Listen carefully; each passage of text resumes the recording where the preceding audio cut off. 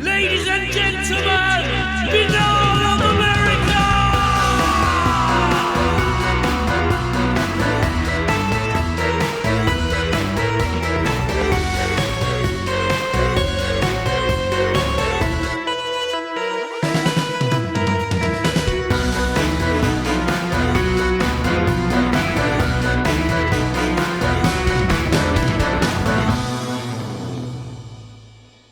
And now, ladies and gentlemen, your host, Tim Binnall. No commercials, no subscriptions, no network, no rules. And at the end of the day, my friends, no comparison. Welcome to another edition of BOA The Revival.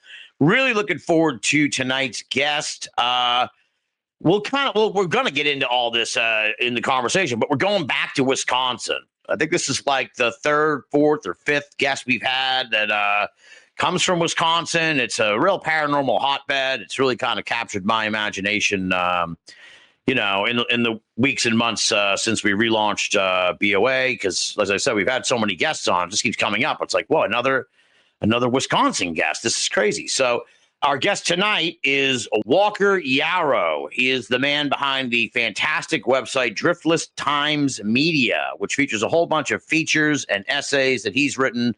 Alongside, he's got a writer there also who's an occasional contributor, Kirsty Beth. I wanted to give her a shout out too. But he writes the bulk of the stuff on there, and it's fantastic material. I really, really enjoyed it, and it's thoughtful stuff. I was like, oh, wow, we're getting into the weeds here. This is some good stuff. I always like that when I'm reading a piece and I kind of like, oh, we're getting deeper into we're really going deep. It's academic level stuff that he's writing over there at Driftless Times Media. It's serious research and some really interesting stuff and some real interesting insights into Wisconsin and sort of the paranormal in general. So we're going to get into all that tonight here with Walker Jaroch. Welcome to the show, my friend.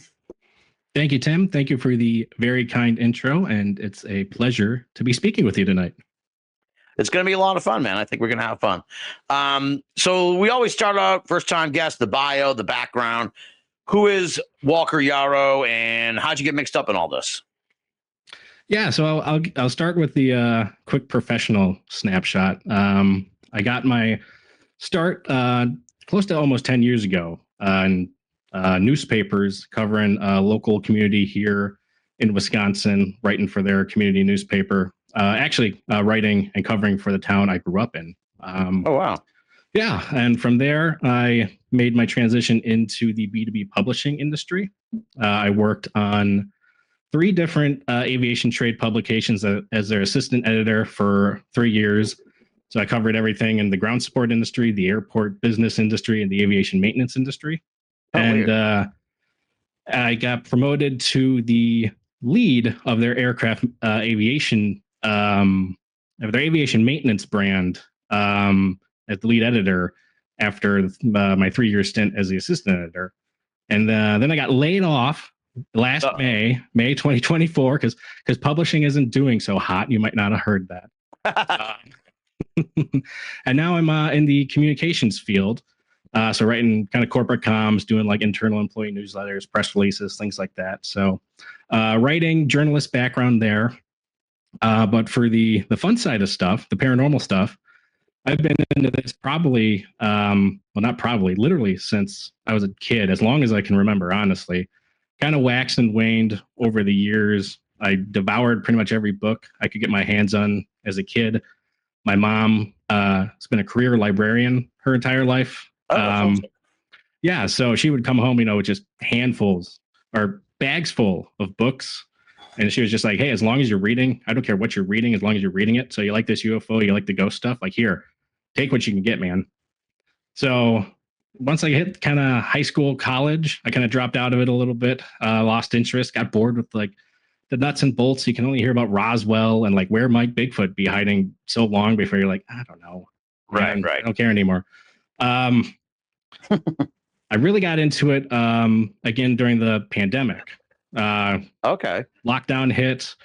Found my way from listening to a bunch of like political podcasts because I just couldn't handle that anymore with everything going on. Picked up paranormal stuff, and yeah, you know, you can only kind of start or listened to the paranormal stuff for so long until I was finally like, man, I got to start maybe like contributing. I got ideas. I want to look into the stuff, and I got kind of the skill set, to do it. So like I said, I got laid off from my trade publication gig last May, and I started up the website as a way to keep my professional skills sharp. Yeah. And talk about the stuff that I think is fun. There you go. Yeah. Well, that's what I meant when I was saying it was academic. It was journalistic, because that's probably the better way to put it. But yeah, you have a style, and these are serious examinations of this stuff. It's good. Most of the time when I hear people hear, not from them, but hear stories of people who got mixed up in sort of the strange and unusual during the pandemic, they go like the other way. They go like the crazy way. So it's really refreshing to hear that you got interested in this stuff and didn't go down the crazy road and into la la land there. So that's good to hear. Yeah, I guess I dodged a bullet in a way, huh? Because I know other guys who did that same thing, and they did. They went down the wacky route. So yeah, I don't know. Yeah, my brain's just wired that way, I guess. I'm lucky. Now, I mentioned this. We'll start out. I'll skip back a little bit in the notes here, because I mentioned this when we started the conversation. Is you're from Wisconsin, as I said. We've had I think we've had 3 or 4 guests from Wisconsin just in the last year or so alone. It's a real and what you mentioned, my conversation with Chad Lewis in your article. It's funny because there's another.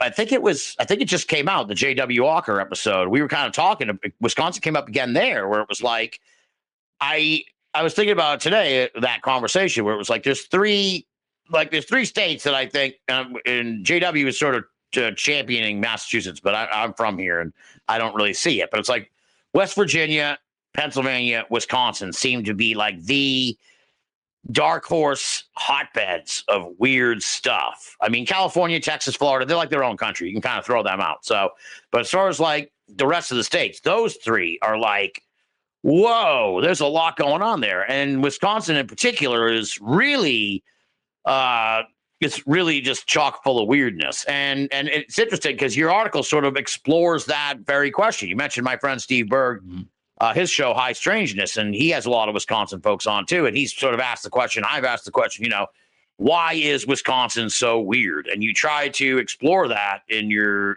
blog post. I want to call them blog post, but your article, Betwixt Badger State, the Betwixt Badger State. So what is your reasoning for why Wisconsin's so weird? Yeah, man, it's interesting. I didn't even consider Wisconsin like that weird of a place, like maybe because I've grown up here, lived here my entire life. So I kind of had to confront that question once I started really digging into stuff, because some of the first stuff I wrote was like on Lake Mendota here in Madison, like the Mineral Point Vampire, kind of these old tales that you hear of. And I went in expecting like, there's probably nothing really to this, like hoaxes, we like drinking around here. So, drunkards hallucinating things in the sky. Yeah. Like that. But then you start digging into it and you're like, oh, wait, no, this is like a lot of actually like compelling, high strangeness sort of stuff that isn't so easily explained away. Right. So, yeah, you have to confront the question like, well, okay, what about Wisconsin is so strange? And my leading kind of theory is it has something to do with the driftless region of the state. And that's where the name of the website kind of gets the driftless from, is that driftless region. So for folks who don't kind of know about it, the driftless region or the driftless area, you can call it either one.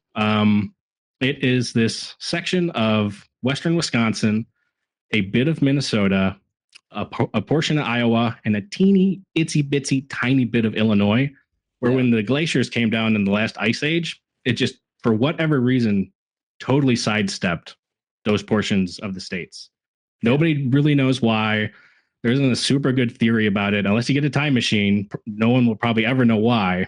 But the result is that we have almost all of western Wisconsin is closer to the Appalachian Mountains than anywhere else in the state. Like the rest of the state is flat farmland. And then you will literally hit about 10 minutes or so west of Madison, and it's an entirely different terrain. It goes from flat farmlands to these rolling hills, these huge bluffs, these deep valleys. It's very much like stepping into an entirely different world. Yeah. So we have that kind of cutting the state, not exactly in half, but almost in half on the western side. And then Wisconsin has this other kind of unique, I'm not sure what the right term for it, topographical, geological, weather doohickey phenomenon thing of the tertiary zone. And this actually does cut the state right in half. It's where the southern climate of Wisconsin meets the northern climate of Wisconsin, and they slam together in the middle into this spot that is, again, it's unlike anywhere else, at least in the state and probably in the region too.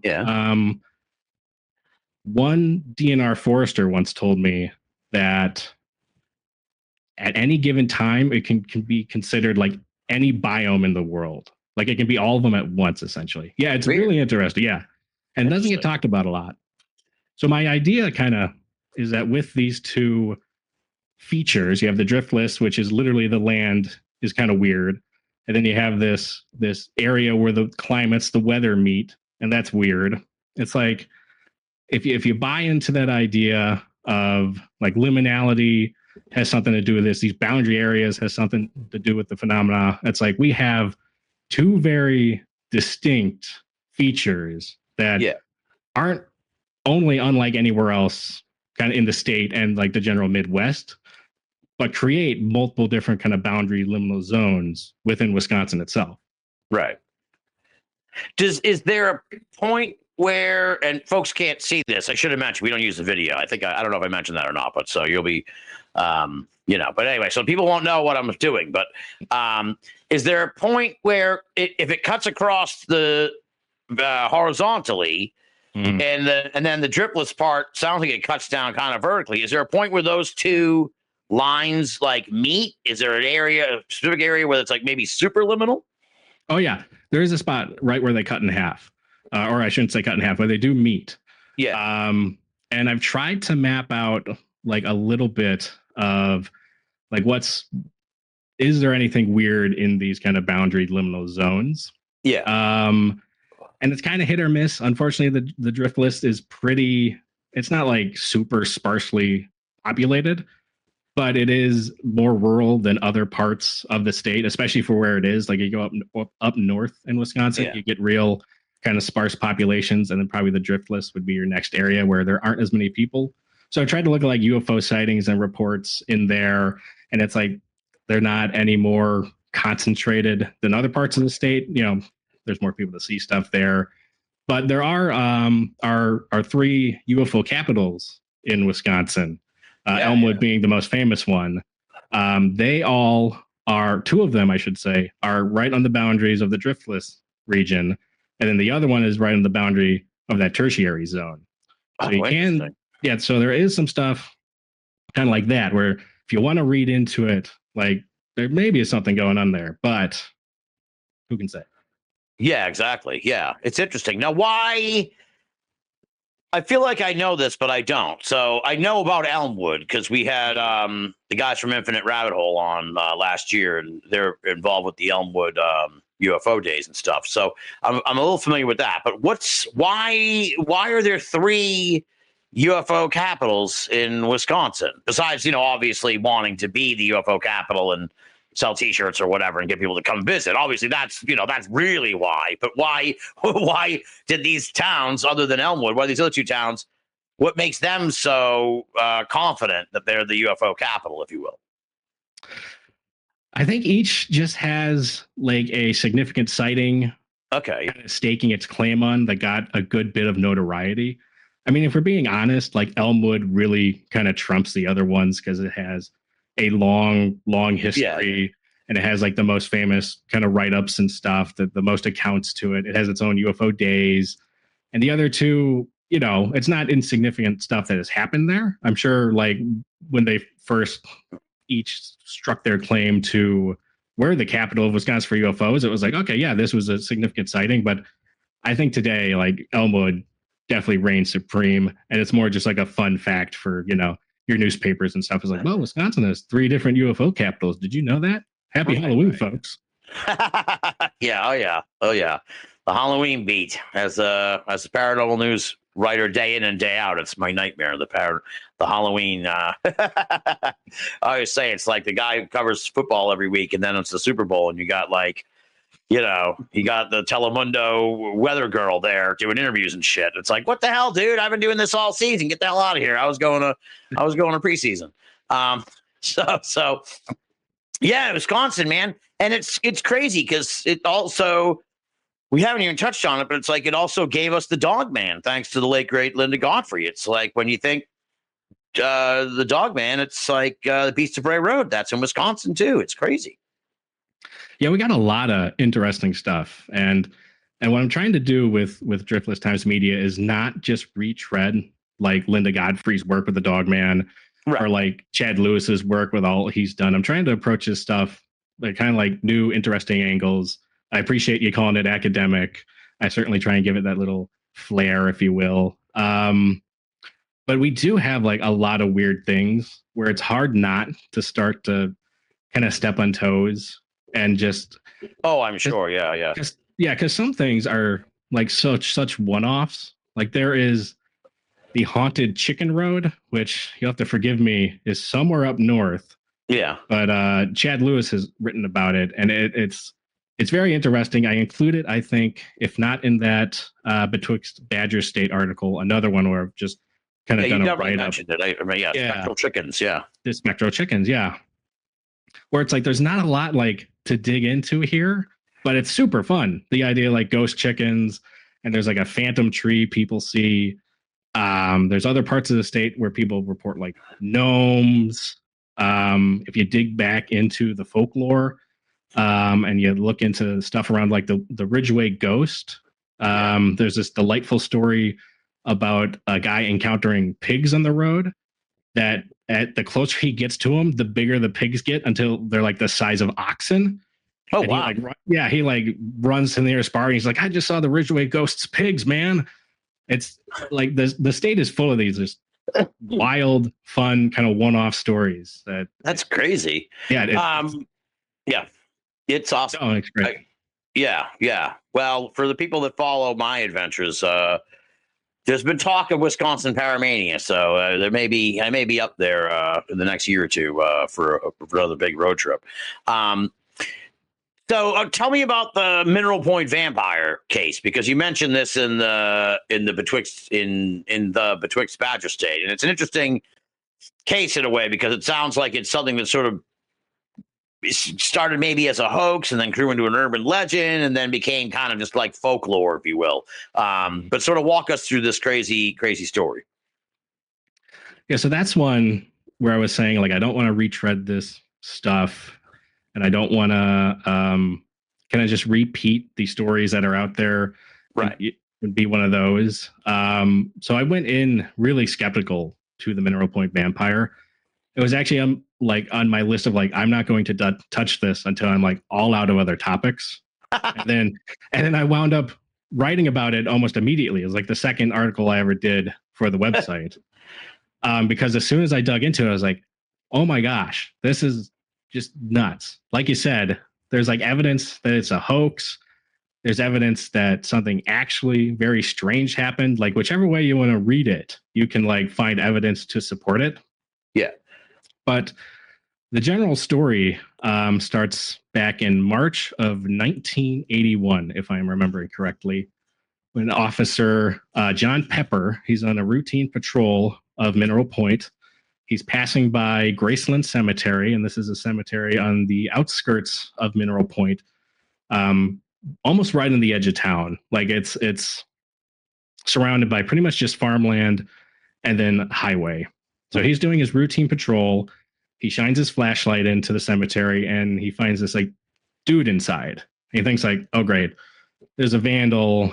It's like April Fool's Day is like 2 days away. Like I gotta go get this guy. What's he doing in the cemetery? Yeah, he goes in there and he quickly realizes like, oh shit, this dude is like 6'5". He himself is like 6 foot tall. And he describes it as being like ghastly white and dressed in a cape, which is why it gets called the vampire, because people start associating that with Dracula.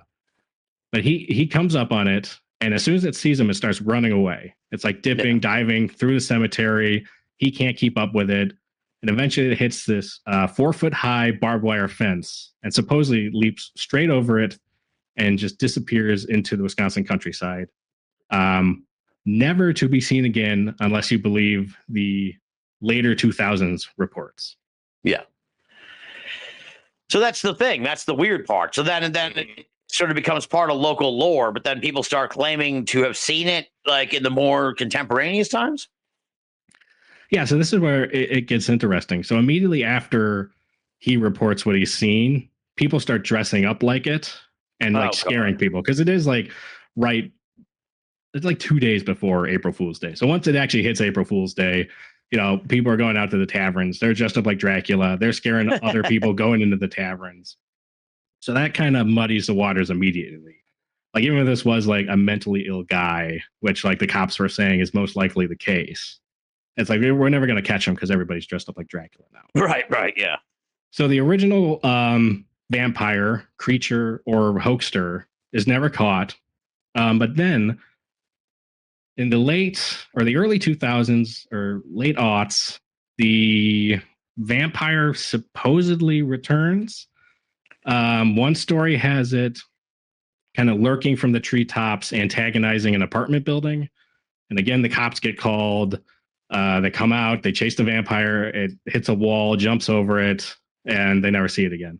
And then like 2 years later, the story goes that some kids, some teenagers, young lovers are out fishing at the nearby lake. They hear some weird noises under a pier. They shine their flashlight down there. This ghastly pale face is staring up back at them. It climbs up over the pier, chases them back to their car. They go right to the police. The police go back out there. They can't find the guy or the creature. And the fishing gear is still there, but the flashlight they dropped is gone. So the vampire is said to have made off with the flashlight. And yeah. And what I found digging into it, though, is that, not to be a spoil sport, but most likely these two later stories are entirely made up. Like, I can't find any sources for them outside of kind of these internet retellings. Right. I actually reached out to the police department. I reached out to a local historian. The police department said, we don't have records for these. Like, if our guys were called, you know, there should be records. We don't have anything. The local historian was like, yeah, this stuff never happened. There was nothing in the newspapers about it. So as far as I can tell, those two later stories are just fun internet urban legends. Yeah. But to your point, it has fueled this folklore around the town. Like, that original sighting, whether you want to believe it was real or not, has turned this into kind of a local legend for Mineral Point. Yeah, I can imagine. Yeah. Small towns love this stuff. They love, especially nowadays. Like, maybe 20 or so years ago, they weren't so keen on it. But nowadays, it's like anything that'll bring people out to your town is a good thing. And so I wouldn't be surprised if they kind of embrace this vampire. Now, what are the odds that it was like just this Pepper guy's kind of his own April Fool's joke, if you will? What's the theory on how real this whole original account is? That's where it gets interesting, because I went into this thinking this is a hoax, and conventional logic tells you that it probably was Pepper. I think Linda Gottfried confirmed some people in town claimed he would dress up with a buddy as a gorilla and run around town. Yeah. Oh, so he was kind of known as a prankster. But the weird thing is, he doesn't take credit for this, like you kind of would expect a prankster to do. Yeah. In fact, in like the original newspaper reports covering the vampire sighting, that original sighting, he doesn't even speak with the papers. It's this guy, Lieutenant Bill Trott, instead. He talks to everybody. Yeah. And Pepper only speaks to the papers like once. And a little paper out of Boscobel, Wisconsin. It's not even a local paper. It's not the big ones like the State Journal and stuff. And he tells that paper that it's the weirdest thing that's ever happened to him. and he turns down like overtime pay to stake out the cemetery for the guy. It generally seems like he doesn't want anything to do with it. He winds up kind of moving to the next town over and joining the police department there. And in Chad Lewis's writings about it, he says that he's tried to kind of reach out to him over the years, just occasionally to see if he'll talk about it. And apparently the guy refuses to speak on it at all. Wow. So that's where you're left with like, well, if he's a prankster, you would think, I've pulled my occasional prank, and like the fun part is going like, yeah, I got you guys. Yeah, exactly. Yeah. But no, he appears to want nothing to do with it. Weird. It makes me wonder if like if it really happened, and then he got so much, maybe he got like ribbed by the other guys on the force, and he was like, fuck this, I don't want to work with these assholes anymore. I'm going to move to the next town over and work for their cops because they won't know me as the vampire guy. You never know. It's kind of like, it makes you wonder, what went on with him. He might have been like, this ruined my life, so I don't want to ever talk about it again. Yeah, and I've been tempted to reach out to him because I dug up kind of like some contact info and stuff. Yeah. And if it was like, if I could cold call him, maybe I'd do it. If I could write him a letter, I definitely would do it. Yeah. But like, I don't know. Do I want to be intrusive on like this weird way I found to contact you and be like, hey, I'm a guy that writes about folklore. Do you want to talk about this thing that might have ruined your life to me? Yeah, exactly. Yeah. It's tough. He must be pretty old by now too, or relatively old. Even if he was 20 back then, he's like 50 or 60 now. So I think he's retired by now. Yeah. Gotta be. Yeah. But you bring up the police response to it, and that's the other layer where it gets weird, because if you would think that if it's a hoax or a prank, they would have, again, like some sort of police records on it. Right. They don't. When I reached out to the sheriff, he said that they don't have any records from that time period. Like they just didn't digitize them for some reason. 81. Yeah. Interesting. So kind of makes sense. Yeah. But then you read kind of Chad Lewis's work on it. When he goes to him, they tell him that everything got destroyed in a fire. Isn't it always the way with like old police stations? It's like it's like a flood or a fire. They like somehow always lose everything. Like sometime in the 70s, 80s. That's a recurring problem with police departments, I find. Yeah, it's interesting. I don't want to disparage our great local police officers. Of course not. Stuff. Yeah, but you can't help but wonder if it's just like they were just like, Billy, throw all that shit in the dumpster. It's from 20 years ago. We don't need that stuff anymore. Then we'll just tell them we lost it in a flood. It's like, how do all these records always go missing? It's probably the greatest mystery, actually. So it's a very has the town embraced it? Do they do anything like a festival or a day or anything, merch? No, that's the weird kind of part of it too to me, because a lot of other places in Wisconsin, we mentioned Elmwood, they have their UFO days.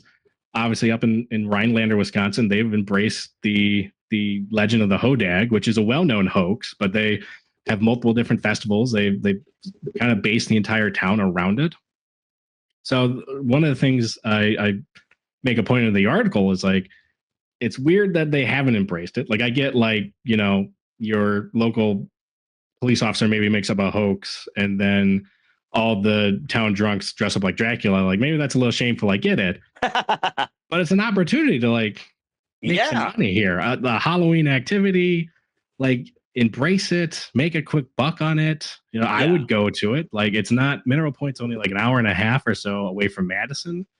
So that's easy within like day tripping dollar, activity. Yeah. But they really don't want anything to do with it. When I reached out to that historian, she was very kind of like cold shoulder, like, why are you asking me about this silly thing? We don't have any folklore on a vampire. So again, depending on how you want to read it, it's like, maybe it's just a hoax or a prank they're embarrassed about. Maybe something actually did happen and you can put your conspiracy hat on to say there's like some weird cover up. But yeah, you, at the end of the day, you can't make a compelling case for like the reality of it, but you can't make a compelling case that it was entirely fabricated either. Right. Yeah.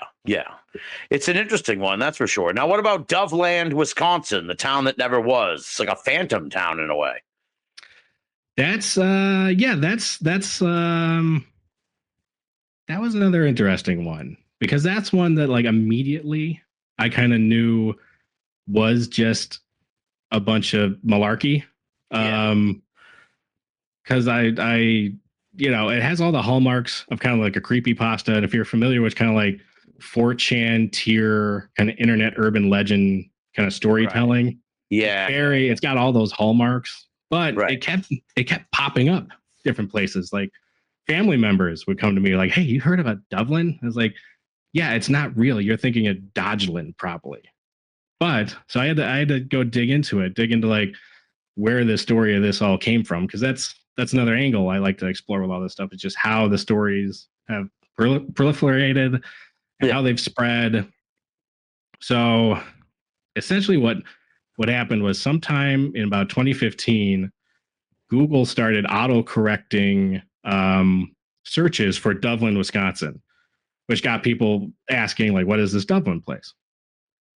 And then some merch for it showed up. And it's you'll find pictures of it online. It's like a t-shirt with a deer on it, and it says like Dublin. And it's a mug and it says Dublin. And people are like, see, it existed. They had merch for this little town.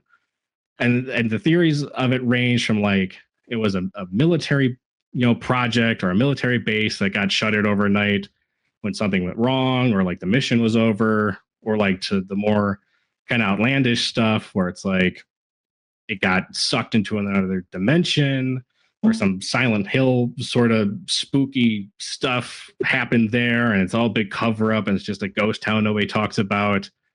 So theories range all over that place, and there is like a hint of truth to it, because the Navy was doing some experiments in Wisconsin with it was Project Sanguine and Project Elf, where they were trying to essentially use the bedrock of the state as like a giant antenna to communicate with submarines all over the world.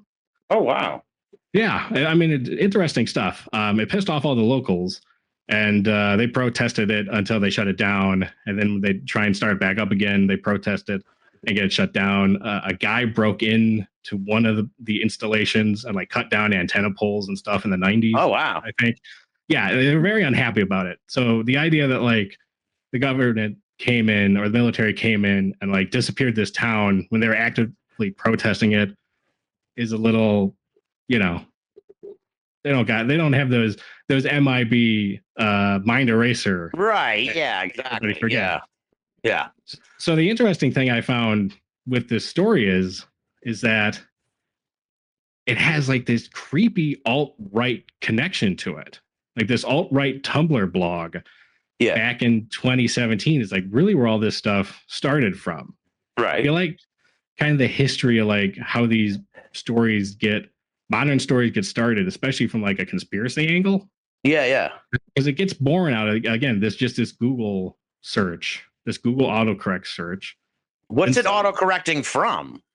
Dodgeland? Is that what you're thinking? Or why is it even doing it? I would imagine Dodgeland. Yeah. We have a lot of places in Wisconsin with the suffix land. Okay, yeah. And there's other ones too, like Delavan and stuff. All right. So I imagine that's probably the auto-correcting.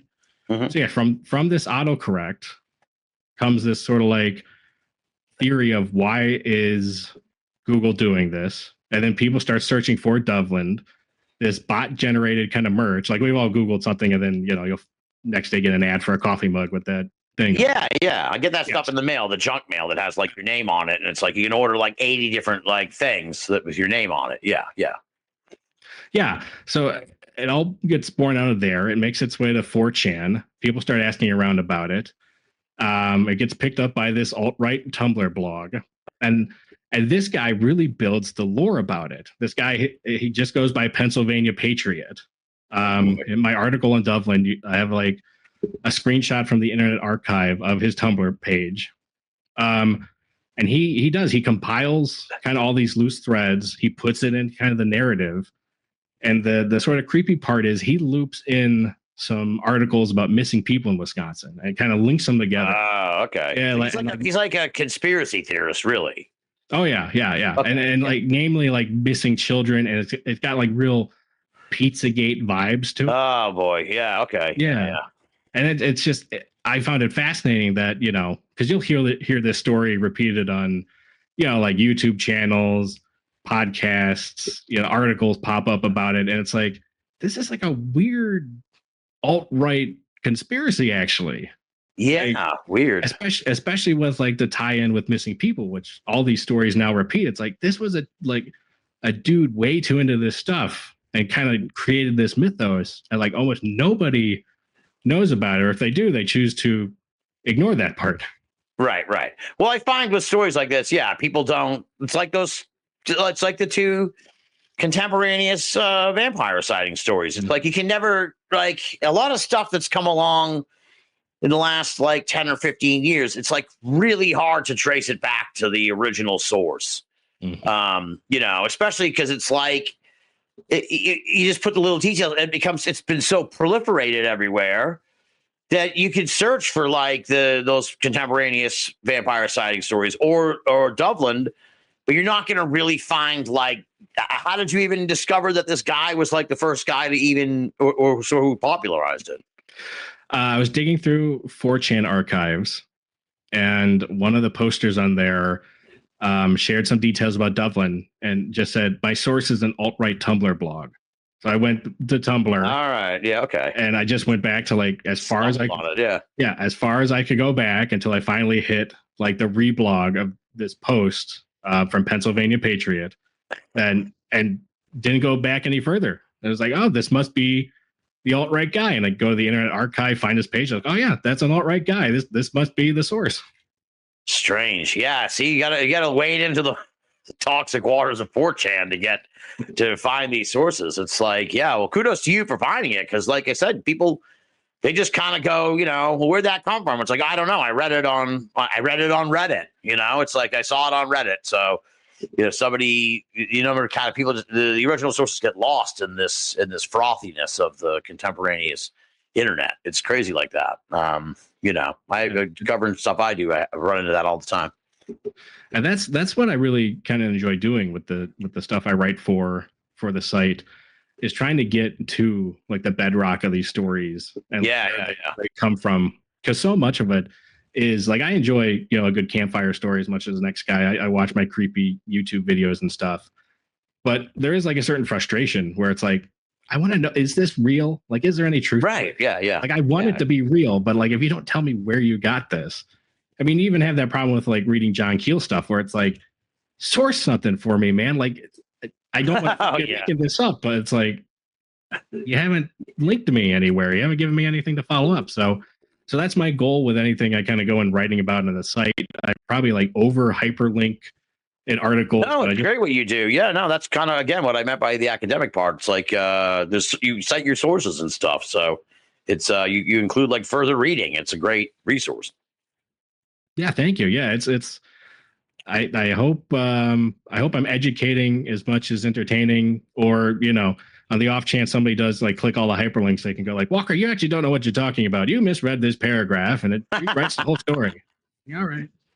Well, I also will move to a different part of Tripless Times Media, which is I've noticed here you have a predilection for maps. I'm a fan of the maps that you've made. A couple of maps. I have a feeling you've made many more maps, but there are at least 2 maps on the site that I had to like stop myself, because I'm like, no, dude, you got to keep doing the prep for the show. You can't spend an hour fucking around with this map, but you make these Google maps. The one I'm first thinking of is the 1973 humanoid wave and unusual weather phenomena. You cross compare these. We're going to get into that now. But first I want to just take a moment, just talk about the map. You've made a map that overlays the 73 humanoid wave on the United States. And it's a Google map. You can kind of zoom in and go and look around and click on the different, either the unusual weather or the sighting, and kind of like get an idea of like how close these things were in proximity and all that. So kudos to you, man. I imagine that took some work. So it's pretty cool to be able to play around with it and look around different places and stuff. Thank you.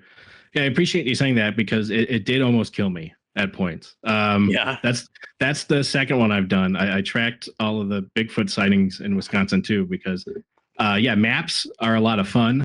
But yeah, they are. It's just an arduous amount of work, and the 1973 one was born out of a mistake that took up too much of my time that I've reframed as my exploratory period of the project, so I don't feel like I wasted 2 months of my summer. What was? Oh wow! Nonsense. Oh no! Dare I ask? What was the mistake? So the entire project was born out of me misremembering when the year of the humanoids was. I was watching a YouTube essay about the 1974 super outbreak of tornadoes. Okay. And I said, 1974, that was that year of the humanoids, right? It's like, no, it was actually 1973. But by the time I figured that out, like I already got it in my head, like, oh, wouldn't it be cool if those overlapped? Like there was like a bad tornado and a humanoid sighting. That would be interesting. The only way you can figure that out, though, is if you plotted it on a map. So I got this idea in my head. I laid out, where the tornadoes happened. I started plotting where the humanoid stuff happened. And the entire time, the little voice in the back of my head was like, well, this doesn't even make sense. It's not the same year anymore, dude. Like, why are you doing this? And I just want to see if I can. So once I finally hit that wall, like, okay, this has been like fun. I could do it, but this doesn't make any sense. Like, let's actually reframe and like narrow down, the scope to like unusual weather that actually happened when the humanoid stuff happened. I went into that kind of crestfallen from my wasted couple of weeks, and then it turned out great though because pleasantly surprised there was overlap that wasn't there during my wasted time trying to force overlap. That's a good sign. Yeah, it gave me a lot of hope and made the next few weeks much more enjoyable as I transcribed old National Oceanic Atmospheric Association reports from the 1970s onto a Google map. Yeah, so to explain it to the listeners for what you did is you took, and I'm going to set you up here a little bit. Tell us about the 1973 humanoid wave because I vaguely know of it. I think I more know specific cases than the wave so much. But you took that information, those cases, you laid them out on the Google map, and then you went to NOAA, as you said. You got the unusual weather phenomena. And just to clear it up for folks, I'll save you the trouble. This is not like, it was a bad storm. Like, this is like literally unusual weather phenomena, like where people died, tornadoes, crazy hailstorms, like shit that goes above like, it's raining outside. So and then you plotted these things on the map. So first, talk a little bit about the 73 humanoid wave. How expansive was this thing and how many cases were there and all that good stuff. Yeah, so it's all from the work of David Webb, researcher at the time. And 1973 in general was a big year for UFO sightings, but with them were these humanoid sightings that really were concentrated starting end of August or beginning of August, excuse me, and lasting through December. There were 70 cases altogether during that time frame, 55 of which were in the continental United States. And his report, 1973 year of the humanoids, kind of chronicles all these accounts. He has a write-up for each. He kind of tries to cross-examine them, figure out what patterns he can see. Yeah. And they happened all over the country. A lot of them were concentrated in kind of the southeast region. Like the Pascagoula abduction is part of this wave. It's probably one people are most familiar with, but you get like real oddball stuff too, like little boxed robots people see in Indiana, a catfish monster climbing out of like a UFO in, I want to say, Missouri. So there's a lot of this oddball kind of humanoid stuff. There's like Bigfoot adjacent stuff too. He makes mention of, but he's like, we're not going to include that in the report because I just want stuff I think came out of a UFO.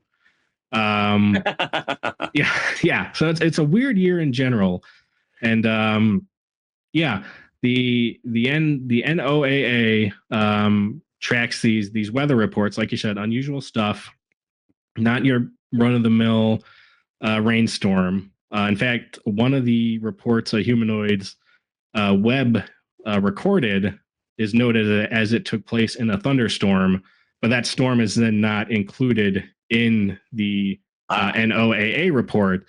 So that kind of rules out, okay, they aren't just recording any storm here. It is something, like you said, it's a tornado. Right. Somebody died in it. It caused severe property damage. And plotting it all out, there is I find it compelling. I'm sure, somebody out there will look at it and say that I'm reading too much into it. But there'll always be something. Yeah. And I'll admit it, maybe I am. I did spend a lot of time on it. It is kind of it makes perfect sense. Maybe at this point, but I appreciate your self-reflection there. I do. That's because it could be like, spend a lot of time on this. Fuck yeah, it's important. This is serious shit. But it's really cool. It's interesting. Did this come sort of, I guess you saw this thing about the tornadoes and then you kind of thought, compared. So that's kind of the impetus behind this idea. It didn't really necessarily arise from you being like, oh, I wonder. I guess it did. I wonder if significant storms play a role in these things. Yeah. So the idea with the super outbreak was this is a once in a lifetime kind of event when that happened. And I think it still ranks as the worst tornado outbreak of all time. I think the 2011 outbreak might forfeit depending on how you want to measure damage and stuff. But the 1974 outbreak is still kind of king in tornado community. So that was kind of the idea, was if this is a once in a lifetime event, that humanoid flap is a once in a lifetime event. How many once in a lifetime events do you have to overlap in the same time period before you have something? Yeah. But as I said, turns out it was 1973, not 1974. Mm-hmm. But still, a lot of unusual weather happening in the area of these humanoid sightings. And again, you can be like, Walker, weather is literally everywhere. You're going to find one no matter what you're looking for. But just to give you a kind of an idea, when I was trying to force the 1974 connection, there's a humanoid sighting in Oklahoma and nothing. I went through every report in 1974 for an unusual weather event in that area, Oklahoma. And there was one report in December, and all it said was funnel cloud sighted. Start plotting it in 1973, and I went to that one immediately because I was if again there's nothing around here, this is a stupid idea. It was a fun waste of a couple of weeks plotting stuff on a map, but I'll abandon it and move on. There is a handful of sightings, or I should say incidents right around the area of that humanoid sighting. So I was okay, there might be something to this. Yeah. And did you find that you put the numbers in the thing, so I kind of already know this, but it's already gone out of my brain from earlier today. But did you find significant, in your eyes, overlap in a sense of these cases and the weather events?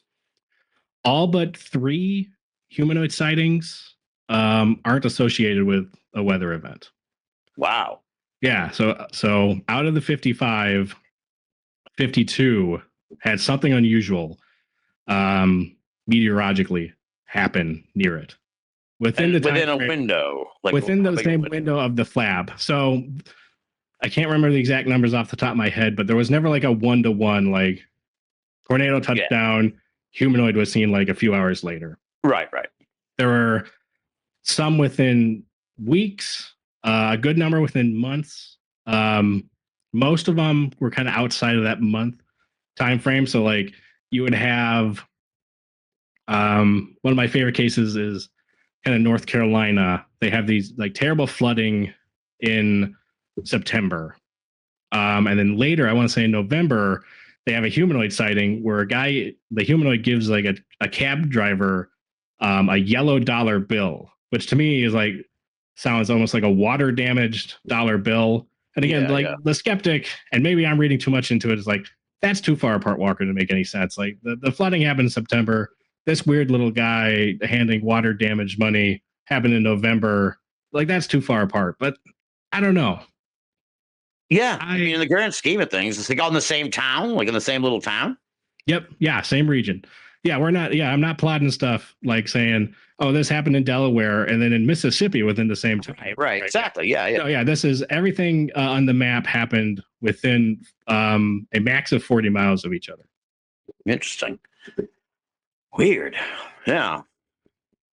I don't know what to make of it. It's an interesting angle to look at it because it's like the weather is one would think it would be a factor in a lot of strange events, the electricity in the air changes and stuff. I'm sure a lot of weird shit I don't understand changes when weather's changing. Yeah, and that's the takeaway at the end of the article is like, I just kind of throw my hands up and go like, I think this is interesting. I don't know what it means. Right. Maybe somebody smarter than me will look at this. Someone more versed in both weather and humanoid sightings, and we'll be able to put the pieces together. But I plotted on a map. It's compelling to me, and smarter people than I can now go explore it and it's cool. Draw an actual conclusion from it. It's really cool. Well, kudos to you for putting in the work and making that. Like I said, I'll probably go back and be messing around with it later after I do the show here tonight. It's driftlesstimesmedia.com is the website for folks who want to check that out right now while they're listening. One of the things you mentioned in that article, which stood out to me because it stood out to you, is that some of these humanoids, you were intrigued by what you describe as work crew behavior, which I thought was very interesting because it's like that is an interesting. They do very often, these humanoids behave in an odd manner that they're trying to complete some kind of task. Yeah, and I was surprised reading through Webb's report. He didn't kind of note this of these dudes, usually 2 to 3, sometimes a lot more. And they're usually, work crew is the best way I could think to describe them because the witness usually says that they're just like looking for something. It's almost like the image I got in my head was like a bunch of guys at a construction site. Like you'll have like some just sort of standing there talking to each other. Another guy is like got a shovel. The other dude's starting up a vehicle, It's kind of like a controlled like little chaos. And that's like, seems to be what some of these like ants. Yeah. Yeah. What these humanoids are doing. And like, they're looking for something. And again, maybe reading too much into it, but a lot of these kind of work crew behavior stuff happen near like high wind events. So like, is it blowing something around? Is that like why they're like looking for something? They're like, their interstellar trash can got knocked over and they're trying to collect it all from the wind. I don't know. It's weird. Yeah. It's weird, man. Part of me, like, this is ridiculous. This is like dorm room bong hits kind of observation, but it's like, I love that stuff. Part of me is like, I hear these things at 73 and the workman like behavior. It's like, if you think of like the earth as like some kind of, like our reality is like a video game or something. It's like, it sounds like a side quest, like some kind of like, so whatever is playing the game has to do a side quest on Earth and get something and get the fuck out. Like it's a weird, there's a side quest quality to it. And then my mind just goes to like the simulation theory sort of the universe where it's like, oh yeah, they just put them in there. It doesn't matter. Yeah, man, I can dig it. Yeah. They're off. They're doing their own thing. They gotta collect all the coins or something. They need that extra exactly. Money, traveling space is scary, so they're doing all they can. They got to get all the points. Yeah, and it's like, and to draw it further, and if you're seen by a human, you fucking lose. So it's like, then they're like, oh shit, or whatever. Then it's over. Like, all right, you failed the side task, dude. They saw you. Another piece at Driftless Times Media is about Bigfoot, and I thought it was really interesting because you talk a lot about sort of where I see Bigfoot nowadays, which is like it's become like a fixture of the culture. It is so it's strange to me because I've been in this now for 20 plus years. It's like I remember when Bigfoot was super peripheral. You never saw it anywhere.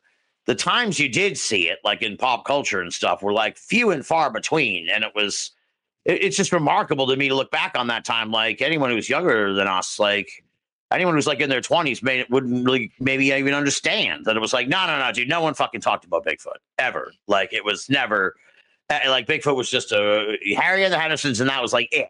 And no one, and now it's like you fucking Bigfoot's everywhere. People love Bigfoot. It's like it really, bald eagle, sure. But if we were going to have a national fucking animal, I do sometimes think Bigfoot.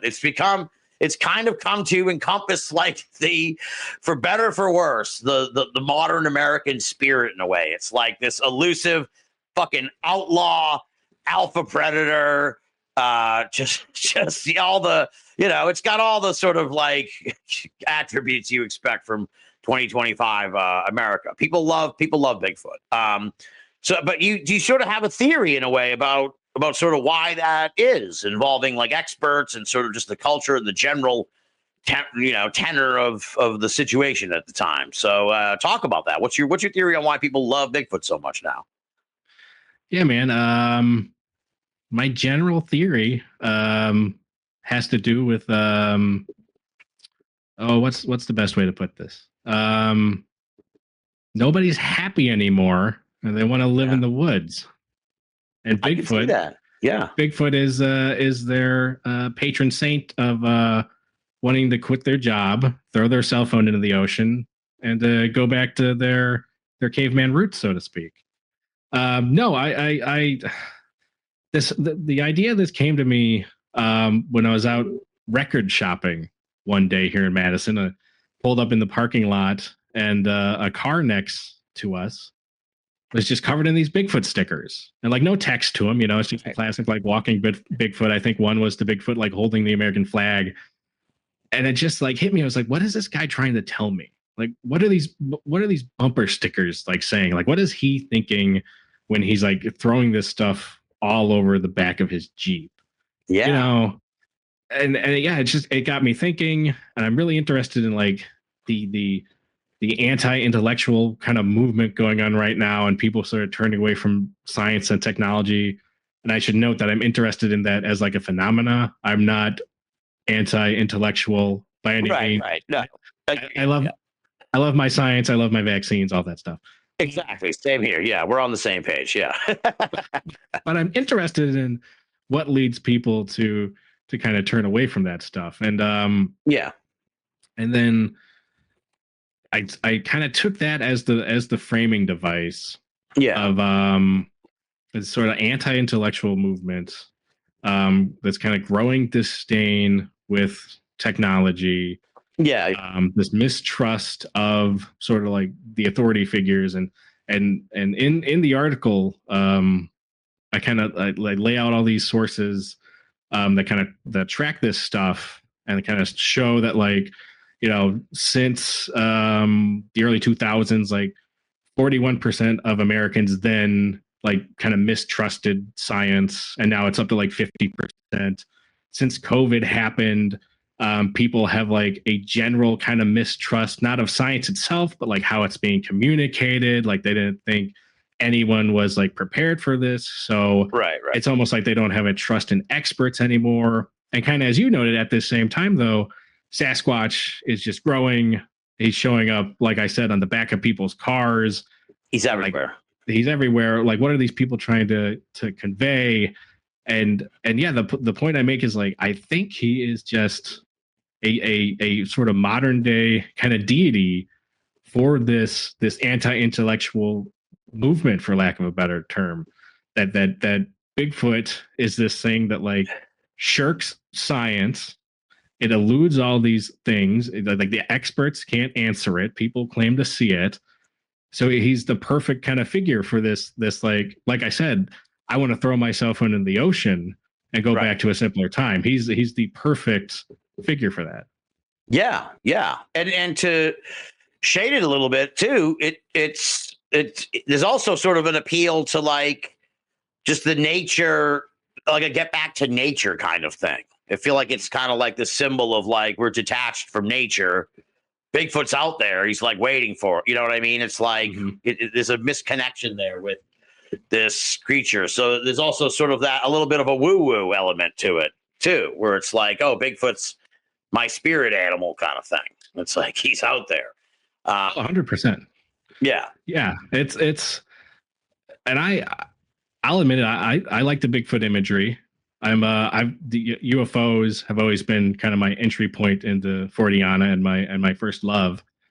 But the idea of there being this undiscovered animal, or I like my woo Bigfoot kind of idea too, that he's maybe something else, like forest spirit or something.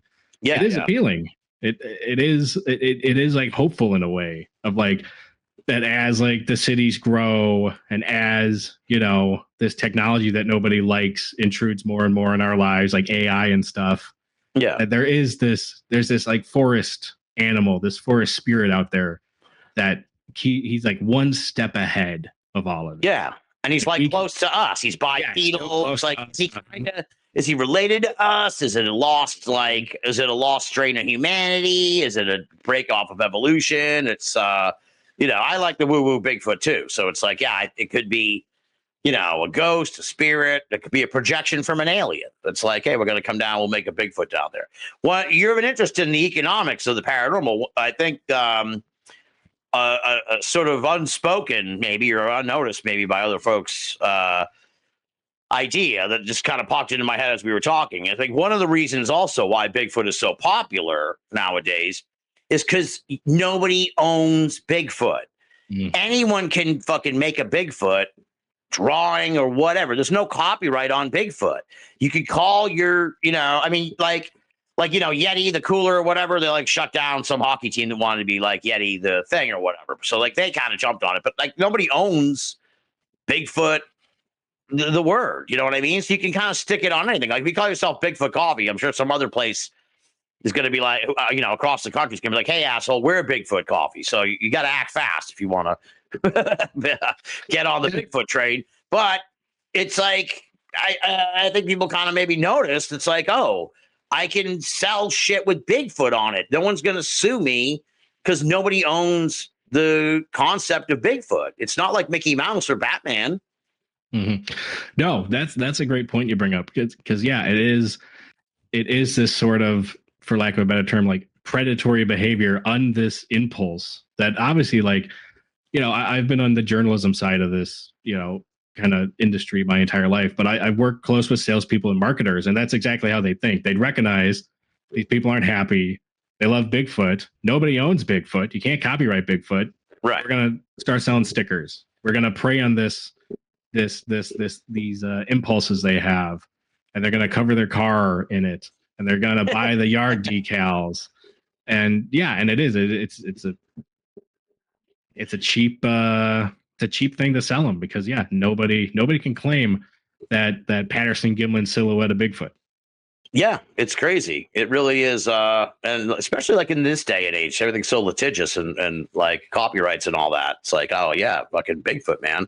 Can we get, you know, can we put Bigfoot in the commercial? Yes. No, like Bigfoot can be at every fucking commercial and no one can do anything about it. It's like, I don't know. So he's like in a weird, it occupies like a weird sort of like space again of like a ubiquitous space, like to go back to that sort of the God idea where it's like no one owns Bigfoot and therefore he is everywhere. He is unburdened by any sort of red tape or whatever. Yeah, he's this figure that belongs to all of us, and simultaneously none of us can ever have him. It's a very Bigfoot as an idea is a very intriguing and interesting one to latch onto. Yeah. I'm a huge Bigfoot fan, so a part of me wants them to get it, and then the other part's like, nah, it'd be better if it just stays elusive, like for forever. It'd be great, you know, like Loch Ness monsters kind of thing. I go back and forth on if I ever had Bigfoot crossing the road, would I like hit the gas and try and get him, or would I let Bigfoot go? And I think as I've gotten older, I would let Bigfoot go. I don't want to I don't want him to get Bigfoot anymore. Let him let him exist happy. Let him be out there. Let him keep inspiring people. Exactly. Yeah, it would be a nightmare if they got Bigfoot, even though it'd be cool to see. Like I have, like again, I have two. I'm of two minds because like I've had this vision since I got into this. It's almost like as a kid, where it's just like I want to see.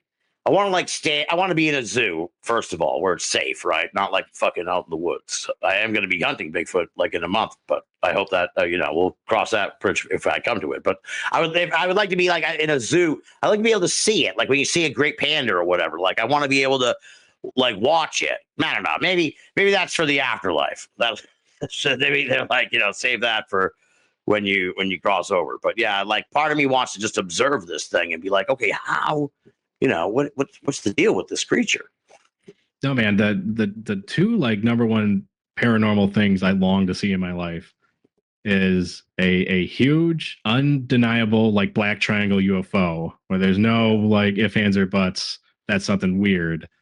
And I want Bigfoot to walk out in front of my car one day. Yeah. I'd die a happy man if the next time I'm out driving the back roads of Wisconsin, Bigfoot just steps out into my high beams. It would be amazing. Yeah, I'd be thrilled to see Bigfoot. Now, talk a little bit about the color of belief. This was a article that was inspired by Jeremy Vaney, of all people, on the Binnall of America Christmas special. We were talking about, I don't remember the name of it now, but it was the Bud Hopkins documentary on Netflix, and he pointed out the color choices were very interesting, and then you picked up on that and ran with it with a really deep and thoughtful piece. Which do you have like film background? Because I was like, I don't even notice this shit. So I'm like, how did he even pick up on this stuff?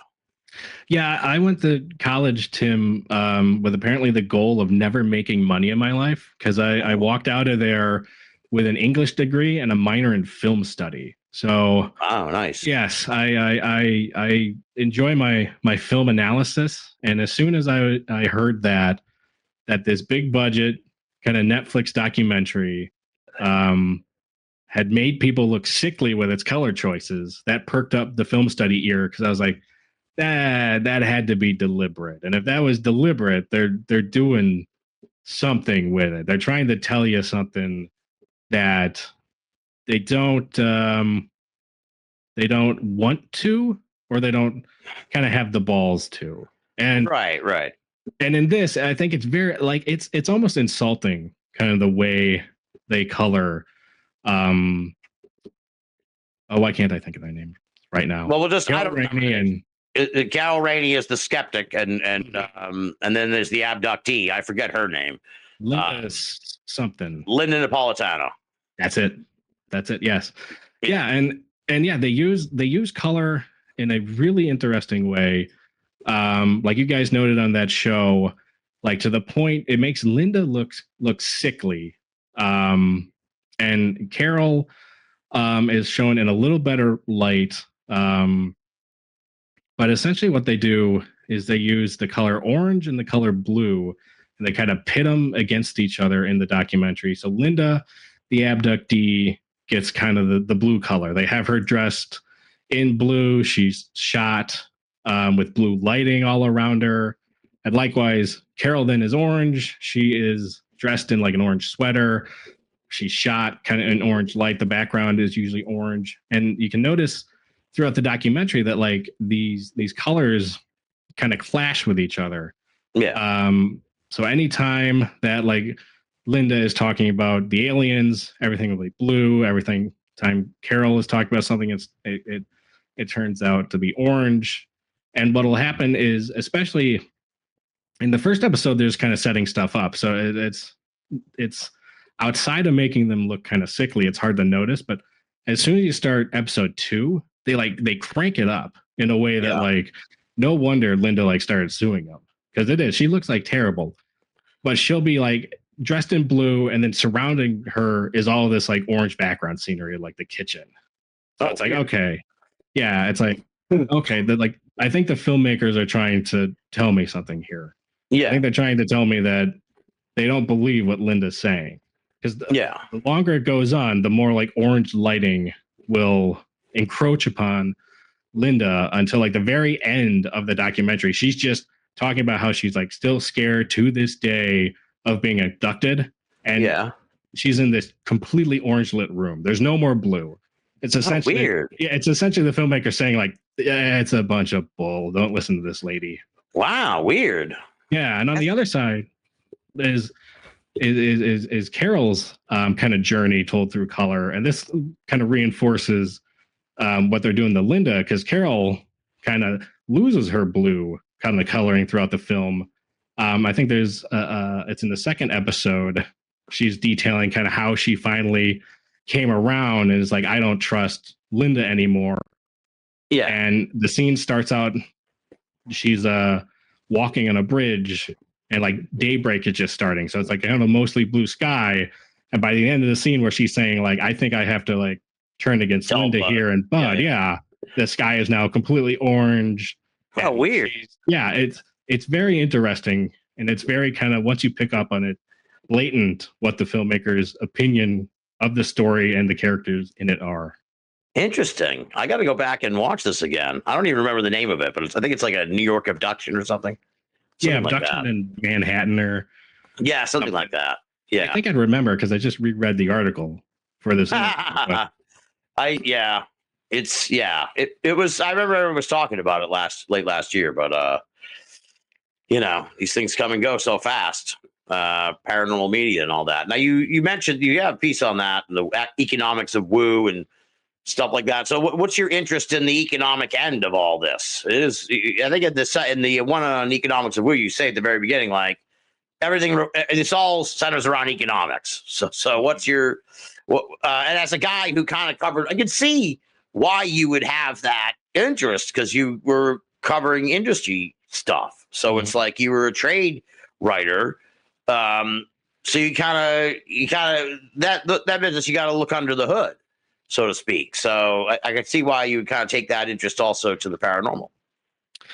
Yeah, it's when I sat down to start the website, it was one of those like, what am I going to write about? It's like I could write about kind of my interest in economics and politics. I could write about like football. I could write about movies, or I can write about the paranormal. And I decided to go with the paranormal, but it was a real close kind of tie between the economic political stuff. So that gets woven in with the paranormal. And yeah, I just see these two kind of forces colliding a lot more than I don't know if it's that people don't want to talk about it or that they don't see it. Because to me, it's this. We're all living sort of in, this modern time where like everybody has to go to work.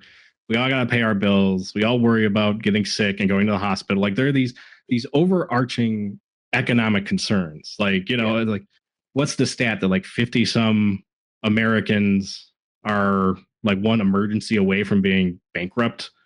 Yeah, something like that. Yeah. Like missed paycheck away from being in trouble or something like that. Yeah. Yeah, and it's all these concerns of like our modern world that a lot of it is like the very first time in history, like we have to be concerned about these things. Like, there's never been like global trade like this ever in history. So there are all these economic concerns, these technological concerns, but then at the same time you have, these folkloric, these paranormal topics that go back to, pre-written history most likely. Yeah. And you see them kind of like start butting heads. The Sasquatch one is a perfect example. Like the anti-intellectualism, the people turning against technology, and they yearn for this mythological figure. In the economics of woo, that was all inspired by this columnist for The Guardian who was writing about, these silly people. They believe in like Jordan Peterson, or they believe in like new age manifesting stuff. And she drops in this line that's like, they buy tarot decks instead of going to therapy. And it was just, me, it's like, lady, I can get a tarot deck for $15. I can't go to therapy for $15. Like, yeah, exactly. Yeah. You're kind of bearing the lead here. So yeah, I just see these two, like I said, butting heads and kind of intermingling in these interesting ways. Yeah. And like that columnist was like picking up on it. And again, like maybe she just didn't want to go into that aspect, or maybe she just didn't see how.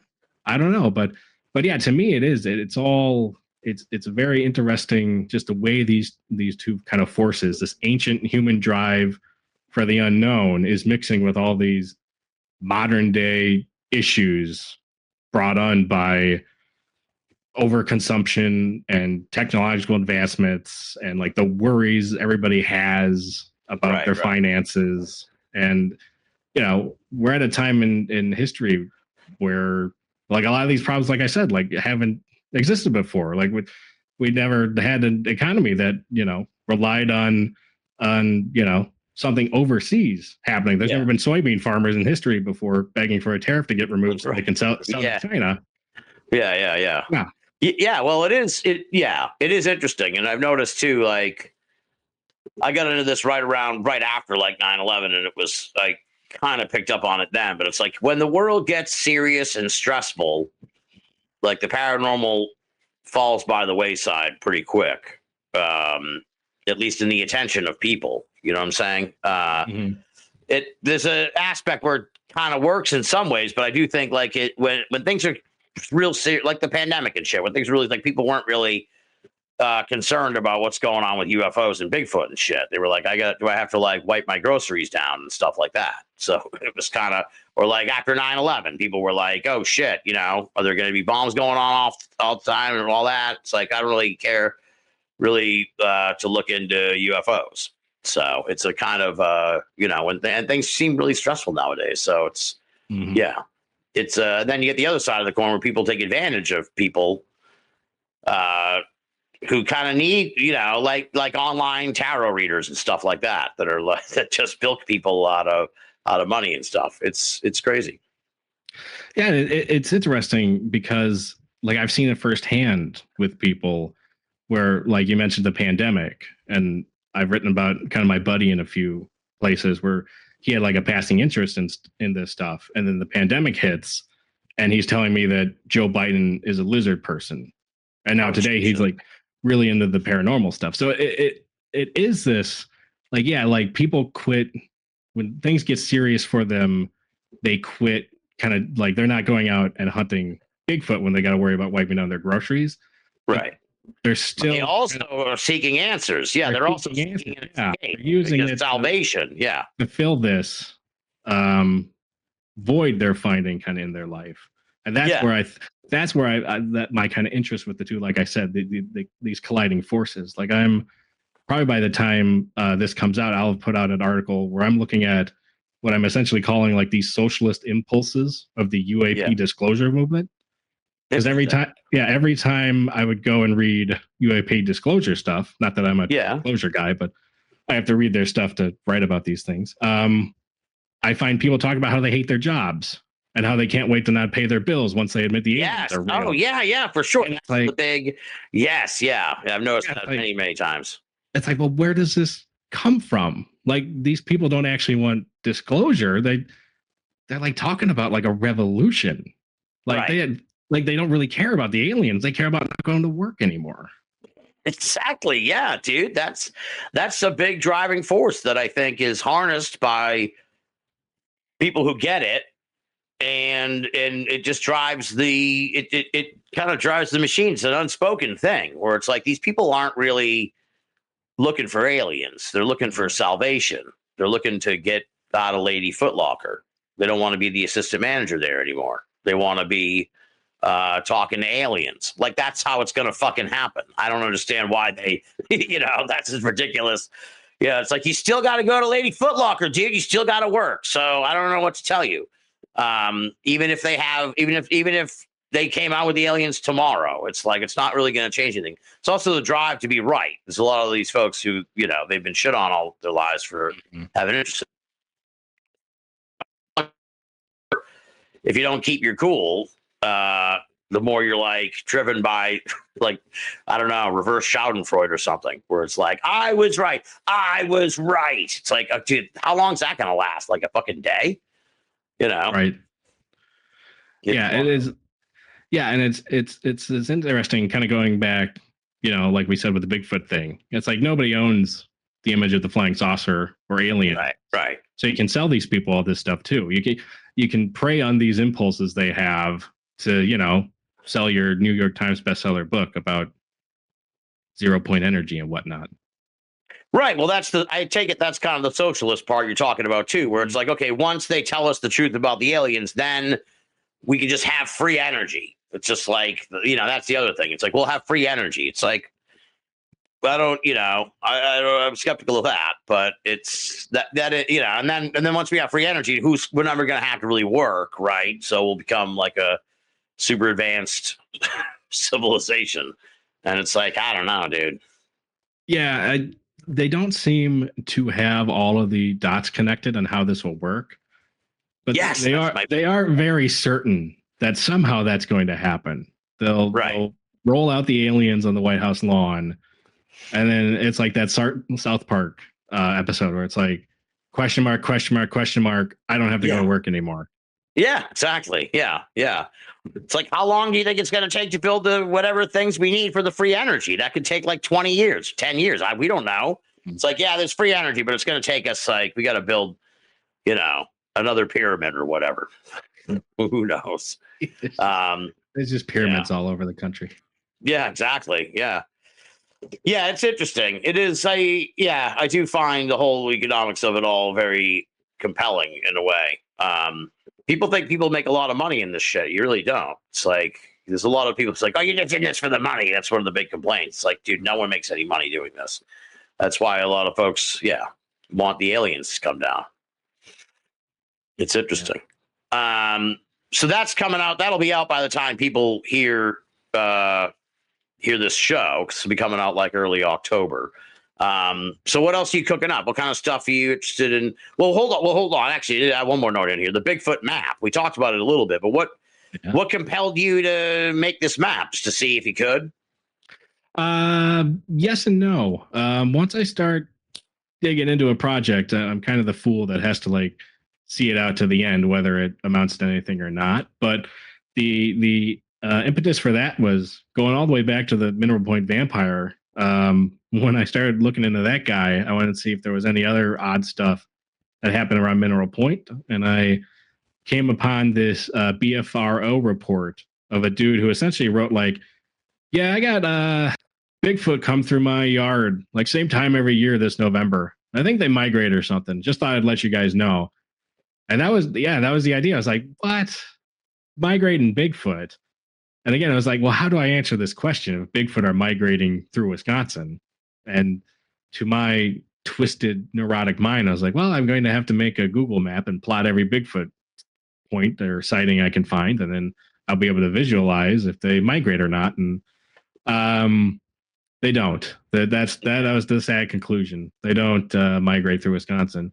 But there are a whole bunch of Bigfoot sightings, a lot more than I would have guessed. So yeah, that was the idea behind the map. And again, it's out there. Anybody can go explore it and use it and utilize it in their research in whatever way they want. Yeah. So you have to go in and put in every data entry, essentially, put in everything on the map. Yeah, man. Yeah. I had one browser with the Google map open and then another browser with Google Maps, just so I could plot GPS stuff. So some guy would be like, I saw a Bigfoot in 1982 by my cabin in such and such lake, Wisconsin. And I'd go to the Google map. I'm like, all right, this is such and such lake. And all right, he said it was off of this road. So, all right, that looks good enough. Copy the coordinates from there, paste it into the Google map where I was plotting the points. And yeah, a lot of back and forth. Yikes. What other stuff do you have on the, on your proverbial notepad here that you want to look into? I've gotten it in my head recently to look into the Joe Simonton pancake thing. Yeah. Only because it's been done. Wisconsin too, right? It is. Yeah. But it's gotten a lot of popularity kind of recently. And I kind of want to see if I can't come at it from a different angle. And kind of do what I did with the Mineral Point vampire and stuff, and just can I dig into this in a way that like other people haven't? Because it's almost like a challenge to myself. Like it's so popular now, I've been covered so much. I just want to see if I can, and maybe I can, maybe I can't. But I think that's the next one I'm going to start sifting through the newspaper archives and stuff for, and see what kind of Interesting info or angle, or maybe there's some guy I can call that knew him or something. So that's what I'm going to start digging into. Yeah, that first of all, yeah, it's kind of become like the hipster UFO case in recent years. That's kind of how I look at it. It's like it's the ironic UFO case. Everyone says it's just it's got a weird sort of popularity in the last like 5 or so years. And the other point I wanted to make, and I imagine this is not the case, but the town where it happened, please tell me, do they have like some kind of fucking like big pancake bash every year? They should be, that like sells itself. Like wherever the town is, Symington, you're up there. You need to get in touch with them. You should run this whole thing.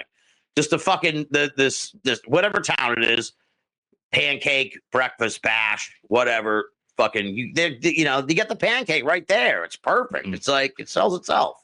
Yeah, if they do, I haven't heard of it, but I have been tempted. Like I said, with Mineral Point, they aren't embracing the vampire. I kind of want to start like a consulting agency for these little towns. It's like, let me help you capitalize on your screwball history. Like whether it happened or not, we can all make a lot of money here. Exactly. Yeah. Highlight how some guy saw a gnome in his yard 30 years ago. Yeah. Even a pancake eating contest in the town where so people would, plus then you bring in a couple of UFO folks, some flying saucer people to talk, and you got yourself a festival right there. It's like, how are they? I wonder if they know how popular the story has become in recent years, the people there. That's a good question. Maybe that's the angle I got to approach this from. Yeah, it's like, hey, did you know that your town is like famous? I don't even know the name of the town, but it's famous, wherever it is, it's famous for the flying saucer pancake guy. It's close to like, it's getting now contemporaneously modern times. It's getting almost to like Hopkinsville level of like, it's like it's almost a destination at this point. So yeah, I'm surprised no one there has picked up on it yet. Yeah, man. Right. I love the little festivals. I don't want to come off as I'm disparaging them. I will go to every oddball festival there is. I love my UFO days and Van Meter visitor festivals and stuff. So absolutely, yeah. Please, you're preaching to the choir there, dude. If I could go to one every weekend, I would. That would be in heaven. All right, so you're working on that, and anything else in particular that piqued your interest? You don't have to give away all your shit, so the YouTubers will be jumping on. I started digging into stuff around Devil's Lake and Baraboo, Wisconsin, in the spring. I kind of just set that down to pick back up sometime. So I'll have to get around to that again. I've started doing like little book reviews for my newsletter subscribers just to keep them kind of content happy. Because I used to put out a newsletter like every week when I very first started, but starting a new job and has eaten up a lot of my time. And now I love my subscribers, but I don't want them to go weird writing hungry. So I've started giving them some book reviews and stuff. So no, the Pancake Guy and stuff around Baraboo, Wisconsin, and Devil's Lake. Those are probably the next two big feature stories I'm going to be digging into. All right. Well, people can look for that. And, so the website is Driftless Times Media. I love your stuff, man. I really do. I really enjoy it quite a bit. And I like what you're doing. And you're a great entry into all this. Like you say, you just kind of started doing this stuff in the last couple of years. That's crazy because you clearly have a wealth of knowledge about this stuff and the journalism skills to really dig into it. So it's a welcome addition. I really look forward to reading more of your stuff and having you back on the show in the future to talk about whatever else you uncover going down the line, man. Thank you, Tim. Yeah, I appreciate the kind words, and I appreciate the opportunity to speak with you tonight.